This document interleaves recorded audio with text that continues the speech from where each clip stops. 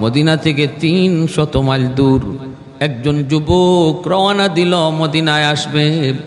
উটের পিঠে সওয়ার হয়ে রওনা দিয়েছে। দিনকে দিন, রাতকে রাত সফর করে করে মদিনার দিকে আগাইতেছে। প্রচণ্ড গরম, দিনের বেলা সফর করা যায় না, রাতের বেলা সফরটা হলো মরুভূমিতে সহজ। এজন্য দিনের বেলা গুহার ভিতরে সময় কাটায়, আর রাতের বেলা সফর করে। প্রচণ্ড গরম সহ্য করা যায় না। রাস্তায় বহুদূর পাড়ি দেওয়ার পর মদিনার কাছাকাছি পৌঁছে গেল। পেয়ে গেল একটা খেজুরের বাগান। যুবক মনে মনে ভাবতেছে, এই বাগানে একটু বিশ্রাম নিব, গাছের তলায় একটু বিশ্রাম নিব। এই গাছের নিচে যুবক নিজের উটটাকে গাছের কাণ্ডের সাথে, গাছের গোড়ার সাথে বেঁধে যুবক গাছের সাথে হেলান দিয়ে একটু ঘুমায় পড়ছে। চোখ লেগে গেল, ঘুম ধরল। এই দিকে তার উট রশি ছিঁড়ে এই জায়গা ত্যাগ করে অন্য জমিতে চলে গেল। যেই জমিটাতে উট গেল, ওই জমিতে জমির মালিক মাত্র খেজুরের চারাগুলি লাগাইছে। উটটা যায় খেজুরের চারাগুলি নষ্ট করে ফেলল। এদিকে সে তো ঘুমন্ত, জানে না, জানার কথাও না। ঘুমন্ত মানুষ জানবে কেমন করে? ঘুম থেকে ওইটা দেখে তার উট কাছে নাই। খুঁজতে শুরু করলো। খুঁজতে খুঁজতে যায় দেখে তার উট একটা চারা গাছের বাগান নষ্ট করেছে। আর ওই বাগানের মালিক একজন বৃদ্ধ মানুষ। সে বাগান দেখতে এসেছিল, জমিটা দেখতে এসেছিল। এসে দেখে তার চারাগুলি একটা উট নষ্ট করে ফেলেছে। মুরব্বী মানুষ খুব ক্ষেপে গেল। হাতের মধ্যে একটা পাথরের টুকরা হাতে নিয়ে উটের দিকে ঢিল মারলো। গুসায় হওয়াটাই স্বাভাবিক, নিজের সম্পদ নষ্ট হয়েছে, একটু গুসা চলে আসছে, ঢিল মারছে। এই ঢিলটা যায় উটের মাথায় লাগলো, সাথে সাথে মাথাটা ফেটে গেল। ফিনকি দিয়া রক্ত বের হতে লাগলো। রক্ত বের হতে হতে কিছুক্ষণের ভিতরে উটটা মারা গেল। এবার মুরব্বী মানুষ, জমির মালিক, মনে মনে কয়, হায় আমি এটা কি করলাম, আমি এটা কি করলাম, আমি তো জানি না, আমি তো বুঝতে পারি নাই উটটা মারা যাবে, এটা আমি কি করলাম। এই বইলা মালিক, জমির মালিক এই জায়গায় বসে থাকলো। উটের মালিক যুবক যখন খুঁজতে খুঁজতে এই জায়গায় আসে, আইসা দেখতে পেল তার উটও আছে, কিন্তু জীবিত না, উটটা মারা গেছে। আর পাশে একটা বৃদ্ধ মানুষ বসে আছে। ডাক দিয়া কয়, আমার উটটা রেখে মারলো। মুরব্বী মানুষটা কয়, বাবা জমিটা আমার, চারাগুলি উটটা নষ্ট করেছে, একটু গুসা উঠছে, আর এই গুসা থেকে একটা ঢিল মারছিলাম, এই ঢিলটা মাথায় পড়ে মাথা ফেটে রক্ত বের হয়ে তোমার উটটা মারা গেল। বাবা আমি বুঝতে পারি নাই, আমি বুঝি নাই উটটা যে মারা যাবে। যুবক ক্ষিপ্ত হয়ে গেল, কয় আমি এখন যাব কেমন করে, এত দূরের লম্বা সফর, আমি এখন কেমন করে মদিনায় যাব? আপনি আমার উটটা হত্যা করলেন, উটটা মারলেন। এই বইলা তারও উঠছে গুসা। তারও কি উঠছে গুসা। এই গুসা ওটা মাত্রই সে মুরব্বী মানুষটারে একটা ঘুষি মারছে। এই ঘুষিটাও সে মেরে ফেলার জন্য মারে নেই, এই গুসা উঠছে, মারছে। এই ঘুষিটা পড়ছে বেকায়দা জায়গায়। সাথে সাথে এই মুরব্বী মানুষটাও ঘুষি খাইয়া পড়ে গেছে, মাথাটা পড়ছে একটা পাথরের উপর। সাথে সাথে মাথাটা ফেটে মুরব্বী মানুষটাও এখানে মারা গেল। এখন যুবক কান্দে, কয় হায় আমি এটা কি করলাম, আমি তো বুঝতে পারি নাই, আমি তো বুঝতে পারি নাই ইনি যে মারা যাবে, আমি এটা কি করলাম, ও আল্লাহ আমার দ্বারা এটা কি হয়ে গেল। মুসা আলাইহিস সালাম যেমন ওই কিপ্তি বংশের মানুষটারে একটা চর দিছিলেন। মুসা নবীর বংশের মানুষ আর ফেরাউনের বংশের মানুষ, এই দুই বংশের দুই মানুষে মারামারি লাগছে, ঝগড়া। আর মুসা আলাইহিস সালামকে ওনার বংশের লোকটা ডাক দিছে, মুসা দেখো তো এ আমার সাথে খালি ঝগড়া করে, হুদাহুদি ঝগড়া করে। তো মুসা আলাইহিস সালাম যায়, যাও এই ঝগড়াঝাটি এগুলো ভালো কাজ না, হইয়া ওই একটা তাপড় দিছেন। আল্লাহ কোরআনের মধ্যে বলছেন যে আমার মুসার হালকা তাপ্পরে লোকটা মারা গেল। এখন মুসা আলাইহিস সালাম আল্লাহর কাছে কান্দে, ও আল্লাহ এটা কি হলো, এটা কি হলো? আমি তো এই ঝগড়া থামানোর জন্য একটু তাপ্পর আস্তে করে দিছি, যে মরে যাবে এটা কে জানে। ও আল্লাহ আমি তো এখন খুনি হয়ে গেলাম, আমি তো এখন জালেমের খাতায় বুঝে আমার নাম হয়ে গেল। এই কান্নাকাটি শুরু করে দিলেন মুসা আলাইহিস সালাম। এমন কিছু ঘটনা, এমন কিছু হত্যা, এমন কিছু অঘটন ঘটে যেটা নিজের ইচ্ছা ছিল না, অনিচ্ছা হয়ে যায়। সেগুলো আল্লাহ পাক যদি অনিচ্ছা সত্ত্বে খুন হয় সেটা আল্লাহ পাক, সেই ক্ষেত্রে আল্লাহ জাহান্নাম চিরকাল এই কথা আল্লাহ বলেন নাই। আল্লাহ এই আয়াতে বলছেন অমাই ইয়াকতুল মুমিনা মুতাআম্মিদা, যে ইচ্ছা করে খুন করে, যে ইচ্ছা করে খুন করে তার ব্যাপারে আল্লাহ বলছেন সে জাহান্নামী, শুধু না চিরকাল জাহান্নামী। আর অনিচ্ছা সত্ত্বে যদি হয় সেটা আল্লাহ পাক রব্বুল আলামিন তারে মাফ করবেন যদি ইচ্ছা না থাকে খুনের। কিন্তু দুনিয়ার আদালতে যে রায় হবে, দুনিয়ার নিজাম ঠিক রাখার জন্য বিচারক তাকে যে শাস্তি দিবে সেটা ভিন্ন, তার দুনিয়াবী শাস্তি। কিন্তু আখিরাতে হয়তো আল্লাহর কাছে সে মাফ পেয়ে যাবে। প্যারে হাজিরিন, এজন্য ওই যুবক সেও কাঁদতে লাগলো, সেও যায় না। দেখেন আমাদের সমাজে হইল এমন যদি খুন হইতো, আমাদের সমাজে যদি এমন খুন হইতো তাহলে খুনিরে কি পাওয়া যেত? খুনিরে পাওয়া যেত? এখানে কেউ নাই। সে কোত্থেকে কই যাইত কোনো খবর নাই, এক দেশ থেকে আরেক দেশে চলে যেত, নাম বদলায় ফেলতো, দাড়ি থাকলে দাড়ি কামায় ফেলতো, দাড়ি না থাকলে আলগা দাড়ি লাগায় ফেলতো। হ্যাঁ, সব কিছু সুরত সারত সব বদলায় ফেলতো, যে পুলিশে যেন তারে খুঁজে না পায়, পুলিশে যেন খুঁজে না পায়, এমন সুরত করত। কিন্তু এই কাজ কে করে না? যার অন্তরে আল্লাহর ভয়, যে মনে করে, যে ভাবে যে দুনিয়ার শাস্তিটা আমার বড় নয়, আখিরাতের শাস্তিটা হলো আমার সবচেয়ে বড়। এই ভয় যার অন্তরে আছে, সে অপরাধ করার পরেও যদি অনিচ্ছা সত্ত্বে অপরাধ হয়ে থাকে, সে এই জায়গা থেকে পালাবে না, পালাবে না। তখন সন্ধ্যাবেলায় বাবা যখন বাড়িতে যায় না, ওই বাবার খুঁজে তার জোয়ান দুটা ছেলে বাগানে আসলো। এসে দেখে অবাক কাণ্ড, উট একটা মরা পড়ে আছে, আর পাশে বাবার লাশ পড়ে আছে, আর বাবার লাশের পাশে এক যুবক বসে বসে কাঁদতেছে। দোনোটা সন্তান ডাক দিয়া বলতেছে, কে গো তুমি? কি তোমার পরিচয়? কি তোমার পরিচয়? আমার আব্বারে কে মারলো? ওই যুবক তখন পরিচয় দিয়া বলতেছে, বাইরে একটু লক্ষ্য করে মনোযোগ দিয়ে শোনো, আমি মিথ্যা কথা বলবো না, মিথ্যা বলার প্রয়োজনও মনে করি না, কারণ মিথ্যা যদি বলার ইচ্ছাই থাকতো আমি এখানে বসে থাকতাম না। আমার নিজে বাঁচার ফিকিরি যদি থাকতো আমি এখান থেকে চলে যেতাম। উটটা ছিল আমার, জমি নষ্ট করেছে তোমার আব্বা, ঢিল মেরে উটটা মেরে ফেলেছে।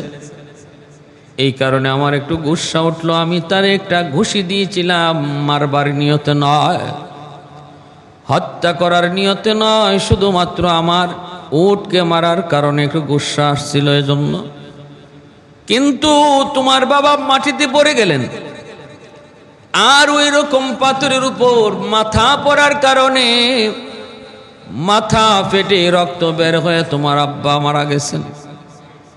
এর যুবক, আমাকে তোমরা এখন যেখানে খুশি সেখানে নিয়ে যাও, আমাকে মদিনার আদালতে নিয়ে যাও, ওমর ফারুক রাদিয়াল্লাহু তাআলা আনহুর আদালতে নিয়ে যাও। আমার যেই শাস্তি উনি ধার্য করবে মাথা পেতে মেনে নিব। আমি বিন্দু পরিমাণ কোনো কার্পণ্য করব না, ছলচাতুরি করব না, মিথ্যা কথা বলবো না, যা হয়েছে 100 সত্য বলবো। এরপরে ইসলামী আদালত আমাকে যেই শাস্তি দেয় সেই শাস্তি মেনে নিব। তবু আমি আল্লাহর আদালতের বিচার থেকে বাঁচতে চাই। আল্লাহর আদালতের বিচার বড় ভয়ঙ্কর, বড় ভয়ানক। ওই ভয়ানক ভয়ঙ্কর আযাব থেকে বাঁচতে চাই। দুনিয়ার বিচার মাথা পেতে মেনে নিব, আমাকে তোমরা মদিনার আদালতে, ওমর ফারুকের আদালতে তোমরা একটু নিয়ে চলো। ওই দুটা ভাই তারা তাকে নিয়ে ধরে খলিফাতুল মুসলিমিন আমিরুল মুমিনিন হযরত ওমর ফারুক রাদিয়াল্লাহু তাআলা আনহুর দরবারে হাজির করলো। হযরত ওমর সবগুলি কথা শুনলেন। শোনার পর তিনি বলতেছেন, তুমি ইচ্ছা করে মারো আর অনিচ্ছা করে মারো সেটা তো আমরা জানি না, তোমার দিলের ভিতরে কি ছিল সেই হালত শুধু জানেন একমাত্র কে। অতএব দিলের হালতের উপরে বিচার মানুষে করে না, দিলের হালতের উপরে বিচার হয় আল্লাহর আদালতে। আর অবস্থা বাহ্যিক দিক বিবেচনা করে বিচার হয় দুনিয়ার আদালতে। তুমি খুন করেছো, এটাই সত্য, নিজেও স্বীকার করতেছো তুমি খুন করেছো। অতএব খুনের বিচার হলো খুন, খুনের বদলা হলো খুন, চোখের বদলা চোখ, হাতের বদলা হাত, পায়ের বদলা পা, খুনের বদলা খুন। ওয়ালাকুম ফিল কিসাসি হায়াতুন ইয়া উলিল আলবাব। আল্লাহ পাক রব্বুল আলামিন বলে, আমি কিসাসের ভিতরে তোমাদের জন্য হায়াত রেখে দিয়েছি।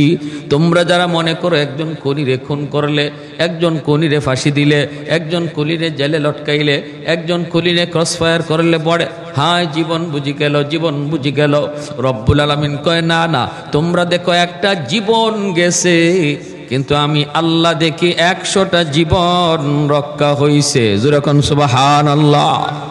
একটা জীবনের বিনিময়ে 1000 জীবন রক্ষা হয়, 1000 জীবন রক্ষা হয়। অন্য খুনিগুলা তারা সতর্ক হয়ে যায়, না না বাবা খুন করা যাবে না, যদি আমি খুন করি তাহলে আমাকে পরের দিনই ধরা হবে, খুন করা হবে। আমি খুন করেছি গোপনে, কিন্তু আমাকে খুন করা হবে প্রকাশ্যে। আমি খুন করেছি জঙ্গলে, আমাকে ফাঁসি দেওয়া হবে বাইতুল মুকাররমের গেইটে। আমি গুল্লি করেছি তার রাস্তায়, আমাকে ক্রস ফায়ার দেওয়া হবে বাইতুল মুকাররমের গেইটের সামনে। হাজারো মানুষ দেখবে সেই দৃশ্য, আমার সন্তান দেখবে সেই দৃশ্য, আমার মা দেখবে আমাকে হত্যা করার দৃশ্য, আমার স্ত্রী দেখবে আমাকে হত্যা করার দৃশ্য। না না না, এমনটা আমি করতে পারি না। এই চিন্তা যার মাথায় থাকবে, হাজারো খুনি সতর্ক হয়ে যাবে। হাজারো খুনি সতর্ক হওয়া মানে হলো হাজারো জীবন রক্ষা পাওয়া। এজন্য আল্লাহ বলে, একটা কাসাসের ভিতরে, একটা খুনের বিচারের ভিতরে আমি আল্লাহ অসংখ্য জীবন রেখে দিয়েছি। মানবাধিকার লঙ্ঘন তোমরা বলো অপরাধীকে খুনিকে হত্যা করলে তোমাদের আদালতে সেটা অন্যায়, কিন্তু আল্লাহর আদালত বলে প্রমাণ যদি হয়ে যায় দেরি নাই, সেটাও লুকায়িত নয়, হাজারো মানুষের সামনে দর্শকের শাস্তি দেখাও। দর্শন করেছে, দেখায়া বিচার করো। সে যদি বিবাহিত হয়, বুক পর্যন্ত দাবায়া তারপরে তারে রজম মারো, পাথর মারো, মিডিয়া ফলাও করো, সবাইকে দেখাও। তোমরা যদি মনে করো এটা মানবাধিকার লঙ্ঘন, তাহলে যে মানুষগুলাকে ওই খুনি, ওই দর্শক যখন এইরকম হালকা কিছু জেল পাইয়া বের থেকে বিচার হইয়া আরো 10 জনরে দর্শন করবে, তখন মানবাধিকার যাবে কোথায়? এই খুনি জেল থেকে বের হয়ে যখন আরো 10টা খুন করবে, তখন মানবাধিকার যাবে কোথায়? তখন কি বলবা, স্লোগান কি দিবা? এটা আল্লাহর কোরআনের আইন, তার মানে এটা আমাদের সামাজিক আইন নয়, এটা আমি আপনি করার কোনো অধিকার নাই। আল্লাহর কোরআনের আইন প্রতিষ্ঠা করবে রাষ্ট্রপ্রধান, যদি না করে সে আল্লাহর কাছে দায়ী থাকবে, রজম মারার বিচার, খুনিকে হত্যা করার বিচার কোনো মেম্বারের উপরে নয়, কোনো আলেমের উপরেও নয়, কোনো চেয়ারম্যানের উপরেও নয়, কিন্তু মন্ত্রী মিনিস্টারের উপরও নয়, সেটা রাষ্ট্রপ্রধানের উপর। সেক্টর ভাগ করা আছে, কার কতটুকু অধিকার আছে বিচার করার, এটা ইসলাম ধার্য করে দিছে। এখন রাষ্ট্রের কাম যদি আমি ঘরে নিয়ে আসি তাহলে হবে না, এটাকে ইসলাম সাপোর্ট করে না। আপনি যদি বলেন আমি তো কোরআনের আইনই চালু করলাম, কে বলছে আপনার কোরআনের আইন চালু করতে? এটা তো আপনার দায়িত্ব নয়, যার যে দায়িত্ব সেটা ভাগ করে দেওয়া। এই সমস্ত কিছু নির্বুধ মানুষ বুঝে না বিদায় তারা এইরকম গ্রামে গঞ্জে 2-1টা বিচার করে, আর ইসলামের বদনাম করে, ইসলামের বদনাম হয়। আরে হাজিরিন, বুঝতে হবে সিনেমা হল ভালো না খারাপ? সিনেমা হল ভালো না খারাপ? এখন কি বাঙ্গেলান আপনি? এই অধিকার আপনার নাই। এই সিনেমা হল বাংবার অধিকার আপনাকে ইসলামও দেয় নাই, দেয় নাই। কার বাংলার অধিকার? সরকারের। আমি বলবো এটা খারাপ, এটা জঘন্য জিনিস, এর দ্বারা যুবকের চরিত্র নষ্ট হচ্ছে। প্রশাসনকে জানান, দায়িত্বশীল যারা আছে তাদেরকে নিউজ দেওয়া, এটা জনগণের দায়িত্ব, বাংলা জনগণের কাজ নয়। এটা কাজ হলো সরকারের। করে না যে বলে না করলে অজবাব দিবে, সেটা আমার নয়। বুঝে আসছে ভাই? এই হলো ইসলামের নীতি আদর্শ। আইন নিজের হাতে তুলে নেওয়া যায় না। এটা যেমন দেশে বলে, কোরআনের আইনও বলে আইন নিজের হাতে তুলে নেওয়া যায় না। আইন কার কতটুকু, কে কোনটা করবে, কার দায়িত্বে কোনটা, সের সেক্টরগুলা ভাগ করা। খলিফাতুল মুসলিমিন হযরত ওমর ফারুক রাদিয়াল্লাহু তাআলা আনহুর দরবারে খুনিকা আনা হয়েছে। এই দুই ভাই মিল্লা পারতো না যুবককে ওইখানে খুন করে ফেলতো। তুই আমার আব্বারে হত্যা করছো, তোরে আর জীবিত রাখবো না, মেরে ফেলবো না। শরীয়তে নিষেধ, পরিষ্কার নিষেধ। এজন্য তারাও ধরে নিয়ে আসছে। সেই যুবকও নিজেরে বলছে, দেখো আমি যদি বাঁচতে চাইতাম আমি এখান থেকে আরো আগেই চলে যেতে পারতাম, তোমরা আমার কোনো খবরও পাইতা না। মদিনায় আমার কোনো আপন বলতে কেউ নাই, আমার আত্মীয় স্বজন কেউ নাই, বাড়ি নাই, ঘর নাই। আমি তো সেই 300 মাইল দূর থেকে এসেছি, আমি চলে যেতে পারতাম, কিন্তু আমি যাব না, আখেরাতের আদালতকে ভয় করতেছি। চলো আমারে তোমরা মাইরো না, ওমর ফারুকের আদালতে চলো, বিচার যা হবে মাথা পেতে নিব, তবু আল্লাহর আদালতে বাঁচতে চাই। হযরত ওমর ফারুক রাদিয়াল্লাহু তাআলা আদালতে আনা হলো। তিনি সব কথাগুলি শোনার পর তিনি বলতেছেন, রায় রায় হলো তোমাকে ফাঁসিতে ঝুলানো হবে। খুনের বদলা খুন, সাক্ষী প্রমাণ লাগে না তো। এখানে যে খুনি হে নিজেই স্বীকার করতেছে যে সে নিজে খুন করছে, অতএব এখানে সাক্ষীর প্রয়োজন নাই। দেখেন, এটাও দেখেন ইসলামের কত বড় বিধান, যে আল্লাহ ভীতি থাকলে, খোদার ভয় থাকলে পরে কি হয়, সমাজ থেকে কেমনে অপরাধ দূর হয়। ওই জায়গায় সে যে খুন করছে এর কোনো সাক্ষী ছিল না। এই যুবক যে তার বাবাকে মারছে, কোনো সাক্ষী ছিল না, কেউ নাই ওই বাগানে। সে যদি বলতো যে আমি জানি না,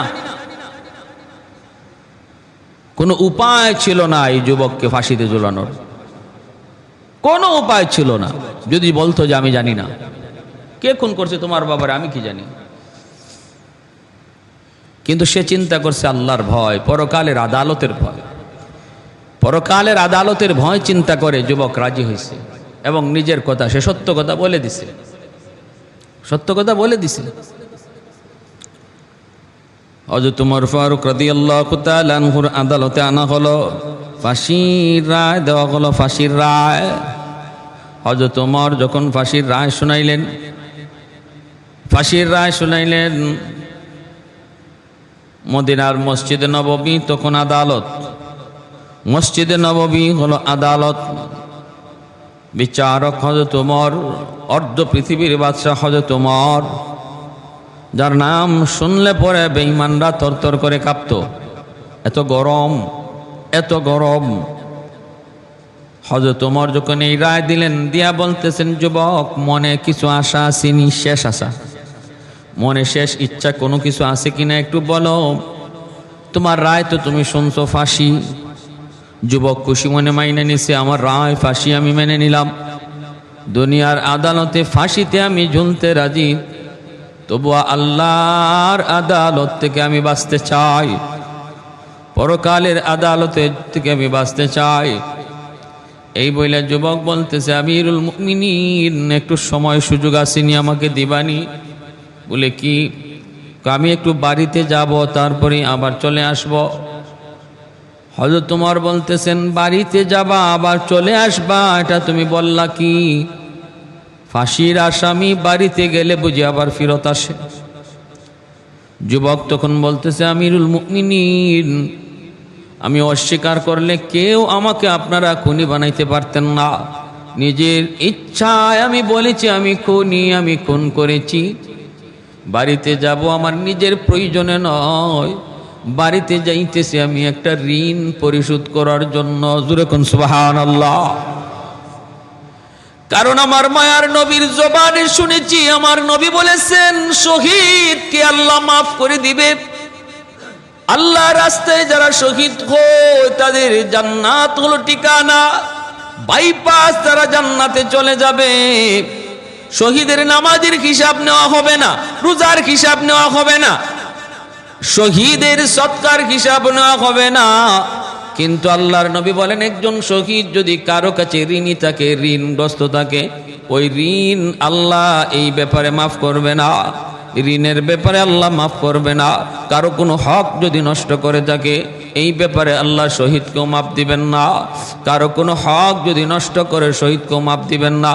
যেই শহীদের নামাজের হিসাব নেওয়া হয় না সেই শহীদেরও মানুষের হকের হিসাব নেওয়া হয়। এত কঠিন, এত জটিল। আর আজকে আমরা নামাজকেই শুধু এবাদত মনে করি, বান্দার হকরে এবাদতই মনে করি না, মানুষের হকরে কোনো পাত্তাই দেই না। মনে করি নামাজ পড়াটাই বুঝি আল্লাহকে পাওয়ার জন্য যথেষ্ট। অথচ নবী বলেন শহীদের রোজার হিসাব নেওয়া হয় না, কিন্তু শহীদের কাছ থেকে বান্দার হকের হিসাব আল্লাহ নিয়ে নেন। কার হক কতটুকু মারছ, ভাইয়ের হক মারছ, প্রতিবেশীর হক মারছ, স্ত্রীর হক নষ্ট করেছ, সন্তানের হক তুমি নষ্ট করেছ, সন্তানকে যা শিখাইবার কথা তা শিখাও নাই, সন্তানকে যা জানাইবার কথা তা জানাও নাই, সন্তানকে যা বুঝাইবার কথা বুঝাও নাই, সন্তানের হক তুমি বাবা নষ্ট করেছ।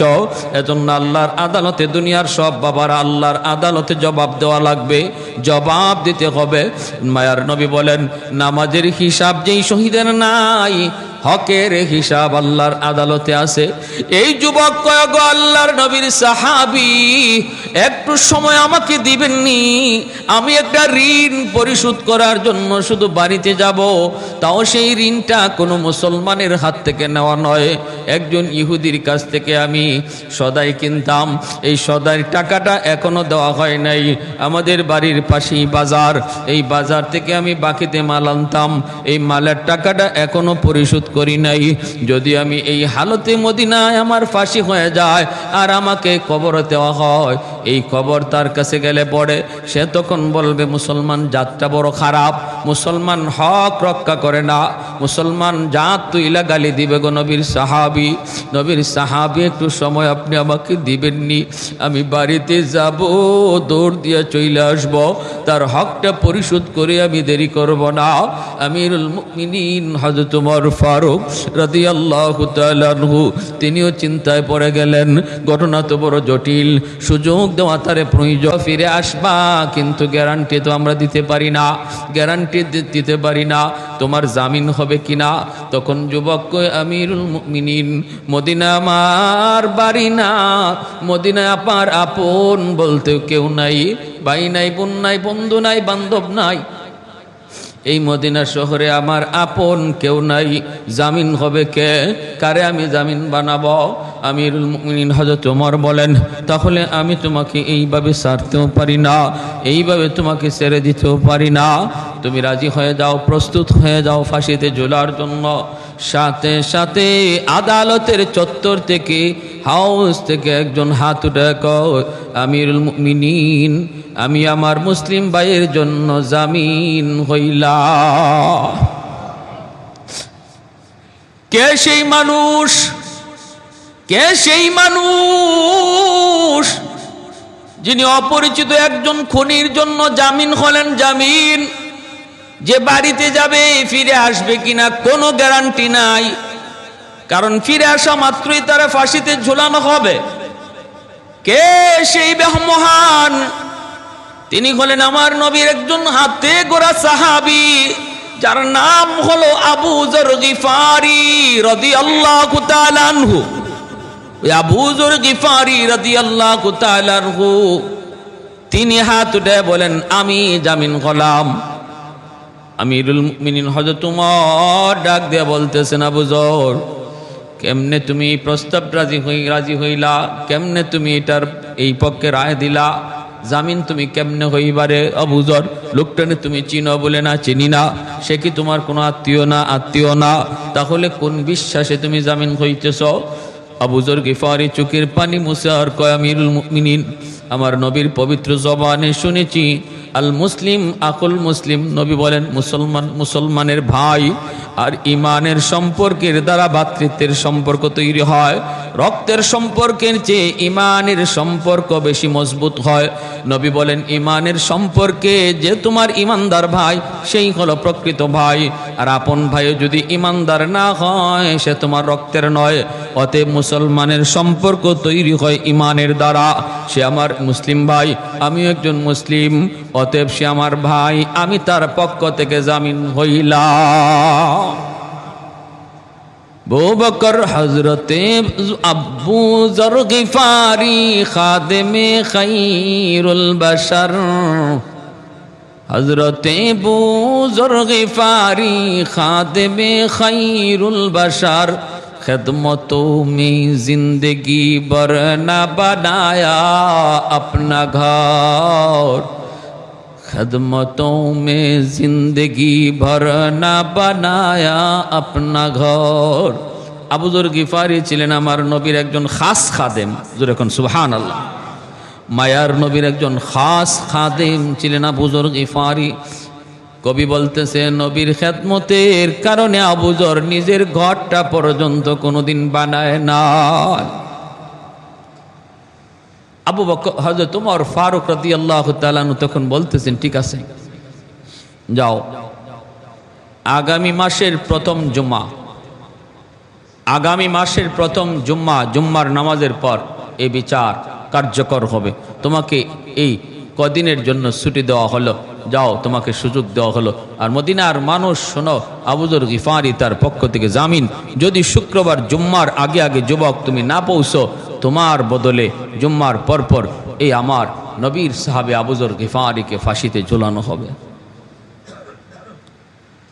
যুবক দ্রুত বেগে, আর দেরি নাই, দ্রুত বেগে ঘোড়ার পিঠে সওয়ার হইল, বলল আমাকে একটু ঘোড়া দেন, দ্রুতগামী ঘোড়া দেন।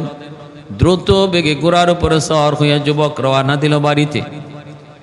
যাইয়াই মার সাথে দেখা করলো, বাবার সাথে দেখা করলো, কইরেই বাজারে গেল, যাইয়াই ইহুদি ওই দোকানদারকে তার টাকাটা বুঝাই দিল। এরপরে বাড়িতে আসলো, আইসা বলতেছে মা গো আমি বেশি সময় দেরি করবো না গো মা, জীবনের শেষ খানাটা সন্তানরে তুমি খাওয়ায় দাও। বাবার কাছে যায় বলতেছে বাবা ঋণটা তুমি বাবা তোমার হক তুমি মাফ করে দাও। বাবা আমি তোমার ঋণ শোধ করতে পারলাম না, জীবনভর আমার তোরে শুধু শ্রম দিয়ে গেলা, জীবনভর শুধু আমার তোলে টাকাই খরচ করে গেলা, কিন্তু আমি সন্তান হিসাবে কোনো ঋণ শোধ করতে পারলাম না গো বাবা, আমাকে মাফ করে দাও। মাকে কান্দায়, বাবারে কান্দায়। মায় কয় বাবা কি হয়েছে একটু বলো। ছেলে কয় মা গো অনিচ্ছা সত্ত্বে আমি একজনকে খুন করে ফেলেছি, মদিনার আদালতে ওমরের আদালতে আমার রায় হয়েছে ফাঁসি, আমি আর দেরি করতে পারবো না গো মা। মা আমি বাঁচতে পারতাম, আল্লাহর আদালত থেকে বাঁচার জন্য নিজের অপরাধ আমি স্বীকার করে নিয়েছি। মাকে কান্দায়, বাবারে কান্দায়, একটা মাত্র সন্তান বাপ মার চোখ দিয়া পানি পড়ে, কপালে মা চুমু খায়। তারপরে বাপ মার কাছ থেকে বিদায় নিয়া যুবক ঘোড়ার পিঠে সওয়ার হয়। মা জীবনের শেষ দেখাটা সন্তানরে দেখে নেয়, সন্তান ও ঘোড়ার পিঠে উঠা মার দিকে তাকাইয়া জীবনের শেষ দেখাটা দেখে নেয়, মদিনার দিকে রওনা দিয়া দেয়। এই দিকে ভাইরা পথ তো অনেক লম্বা সফর, রাস্তার মাঝখানে তার এই ঘোড়ার জিনপুষটা ভেঙে গেছে। জিনপুষটা ভেঙে যাওয়ার কারণে এটা ঠিক করতে বা এটা এরকম বানাইতে রাস্তায় তার দেরি হয়ে গেল। এমনভাবে দিন যায় রাত চায়, মদিনায় আসতে হয়। আমার ভাইরা জুম্মার আজান পড়ে গেল, এখনো যুবক মদিনায় আসে নাই। মদিনার মানুষ সবাই অপেক্ষায়, কারণ মদিনার নারী নাই পুরুষ নাই, সবাই আবু যর গিফারিকে চিনে, প্রত্যেকে আবু যর গিফারির ফজিলত মর্যাদা জানে।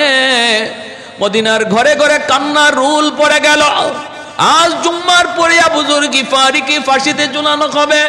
আজান হয়ে গেল, উমর ফারুক তিনি প্রতিনিধি পাঠায় দিলেন, যাও আবু যর গিফারিকে ধইরা নিয়ে আসো। আবু যর গিফারিকে মদিনার আদালত, মসজিদে নববীর আদালতে হাজির করো। বলো যুবক এখনো আসে নাই।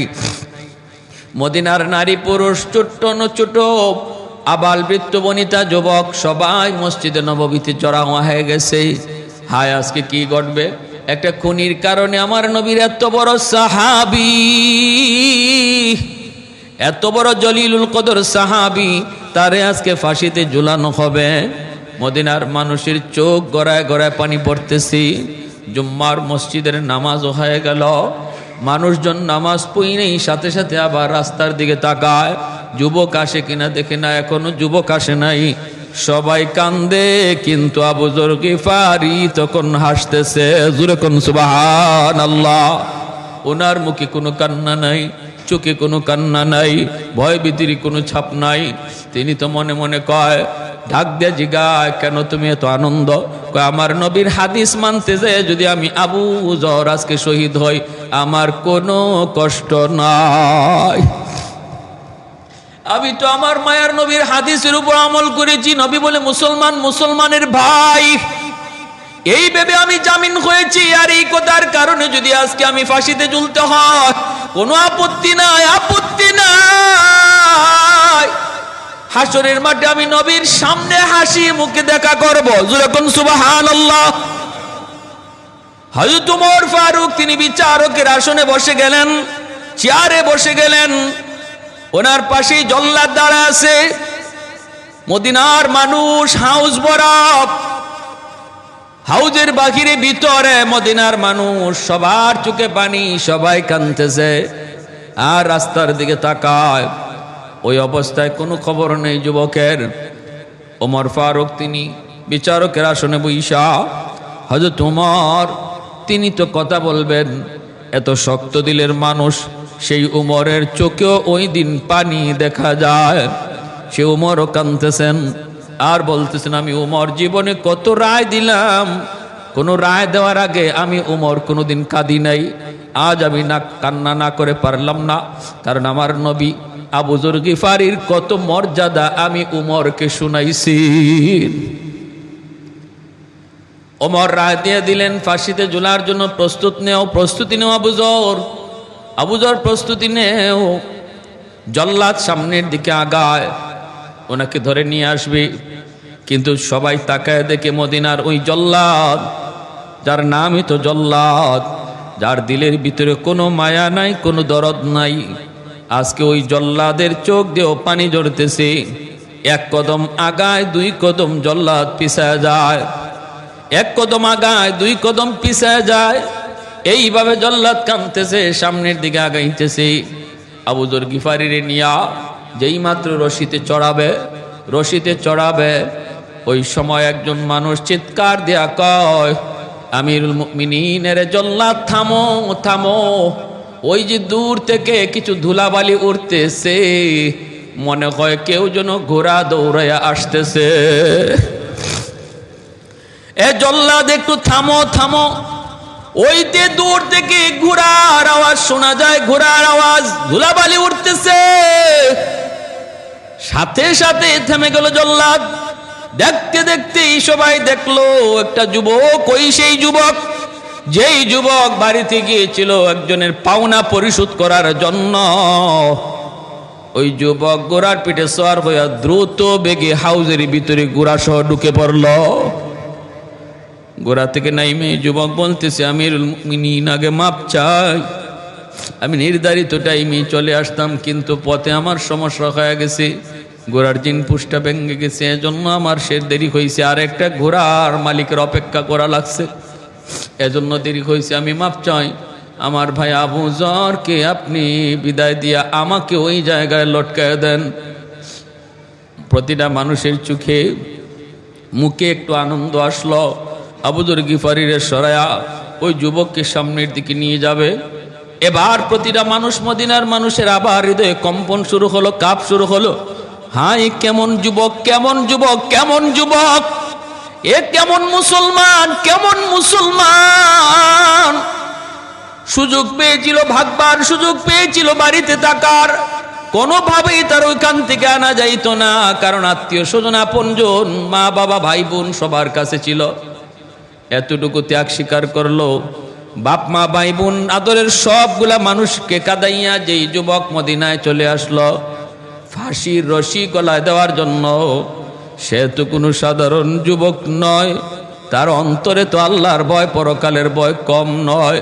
কি পরিমাণ আছে সেটা আল্লাহ ভালো জানে। আবু যর গিফারি মুক্তি পেলেন, যুবক সামনে যাইতেছে। এরকম একটা যুবকের কথা পাইবা মদিনার মানুষ আবার কাঁদতে শুরু করলো। হযরত ওমর নিজেও তিনি চোখের পানি মুছলেন, আবার ওমরের চোখ দিয়েও পানি আসতে শুরু করলো। ওই দুইটা ভাই দাঁড়ায় আছে, বাদী তারা দাঁড়ায় আছে। যুবকগুলি যেই দুইটা সন্তান বাবার বিচারের জন্য যুবককে ফাঁসিতে লটকাইতেছে, তারাও দেখতেছে। মদিনার মানুষের চিত্র দেখতেছে, ওমর ফারুকের চোখের পানি তারাও দেখতেছে। তাদের দিলের ভিতরে হিট লাগলো, এ তো কোনো সাধারণ যুবক নয়। ইচ্ছা করে কেউ যদি কাউকে হত্যা করত, তাহলে এত সুযোগ পাওয়ার পরও আবার ফাঁসিতে ঝুলতে আসতো না। অবশ্যই সে অনিচ্ছাকৃত আমার আব্বারে মারছে। ইচ্ছা করে যে মারে সে কোনোদিন এই সুযোগ পাই আবার ফিরে না। যুবক দুটায় কয়, এ জল্লাদ থামো থামো, আমাদের ভাইরে আর ফাঁসি দেওয়া লাগবে না। আজ থেকে আমরা 2 ভাই না, আজ থেকে আমরা 3 ভাই। আমরা মাফ করে দিলাম।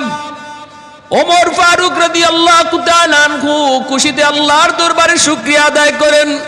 মদিনার মানুষও খুশি হয়ে গেল। ওই 2 ভাই বলতেছে, আমিরুল মুমিনিন, যেই খুনি সুযোগ পাইছে ভাগবার, এরপরও ভাগে না, সে ইচ্ছা করে আব্বারে হত্যা করতে পারে না। আমাদের বুঝ হয়ে গেছে অনিচ্ছাকৃত হত্যাটা ঘটছে, অতএব আর দেরি নাই, আমাদের বাইরে দিয়া দেন। এই যুবক লইয়া 2 ভাইয়ে বাড়িতে গেছে, যাইয়া মার কাছে যাইয়া বলতেছে, মা গো, আজ থেকে তোমার সন্তান 2 জন নয়, তোমার সন্তান আজ থেকে 3 জন। আমরা 2 ভাই না, আমরা হলাম 3 ভাই। পায়রা বন্ধুরা, এজন্য বলতেছিলাম আল্লাহর ভয়, পরকালের ভয়, আল্লাহর আদালতে জবাবদিহিতার ভয় একটা সমাজকে সুন্দর করতে পারে, একটা মানুষকে সুন্দর মানুষ বানাইতে পারে। একজন চোর, একজন ডাকাত, একজন খুনিকে আল্লাহর ওলি বানাইতে পারে। একমাত্র পথ হলো আল্লাহর ভয়, পরকালে আল্লাহর জবাবদিহিতা। যার অন্তরে যত বেশি থাকবে, তার দ্বারা অপরাধ তত কম হবে। আখিরাতের জবাবদিহিতার ভয় যার জিন্দেগিতে বেশি থাকবে, তার দ্বারা অপরাধ তত কম হবে। আর জবাবদিহিতামূলক শিক্ষা ব্যবস্থা হলো কোরআনের শিক্ষা, মাদ্রাসা শিক্ষা। এর মূল ফাউন্ডেশন, মূল থিওরিটাই হলো দুনিয়ার জীবনটাই শেষ নয়, দুনিয়ার জীবনটা আল্লাহর আদালতে জবাবদিহিতামূলক একটা জীবন ব্যবস্থা। তোমার জীবনের প্রতিটা কদম, প্রতিটা হিসাব আমার মালিকের দরবারে দেওয়া লাগবে। এই শিক্ষার নাম হলো কোরআনের শিক্ষা। এই শিক্ষাটা যার ঘরে আছে, এই শিক্ষাটা যেই সমাজে কদর আছে, এই শিক্ষাটার সমাজে যার মর্যাদা আছে, এর লালন যারা করে, তাহলে তাদের দ্বারাই অপরাধ কম হয়, সমাজ সুন্দর হয়। আর যারা আখিরাতে জবাবদিহিতামূলক জীবনের কোনো চিন্তা নাই, সে মানুষের চোখে ফাঁকি দিয়ে খুন করার চেষ্টা করবে, মানুষের চোখে ফাঁকি দিয়ে জিনা করার চেষ্টা করবে, মানুষের চোখে ফাঁকি দিয়ে সুদ খাওয়ার, ঘুষ খাওয়ার চেষ্টা করবে। আর যার অন্তরে জবাবদিহিতামূলক ফিকির থাকবে, সে টেবিলের নিচ দিয়েও ঘুষের টাকা নেবে না, কারণ সে জানে কেউ দেখে নাই, দেখছেন একমাত্র আল্লাহ, যার সামনে আমার জবাব দিতে হবে। প্যারে হাজিরিন, এজন্য আল্লাহর ভয় আমরা অন্তরে সর্বদা রাখি, যার নাম হলো তাকওয়া, আল্লাহর ভীতি। আর আল্লাহ ভীতি যেই প্রতিষ্ঠানগুলার কারণে আজকে টিকে আছে সমাজের মানুষ, যারা এই খোদা ভীতি যেই সমস্ত শিক্ষার কারণে আজকে পাইতেছে, জানতেছে, ওই সকল প্রতিষ্ঠানকে দিলের থেকে মহব্বত করি, মাদারিসে কওমিয়াকে অন্তর থেকে ভালোবাসি, উলামায়ে কেরামকে দিল থেকে মহব্বত করি। আল্লাহ আমাদের সবাইকে আমল করার তৌফিক দান করুন। যারা সুন্নত পড়ি নাই 4 রাকাত ক্বাবলাল জুমা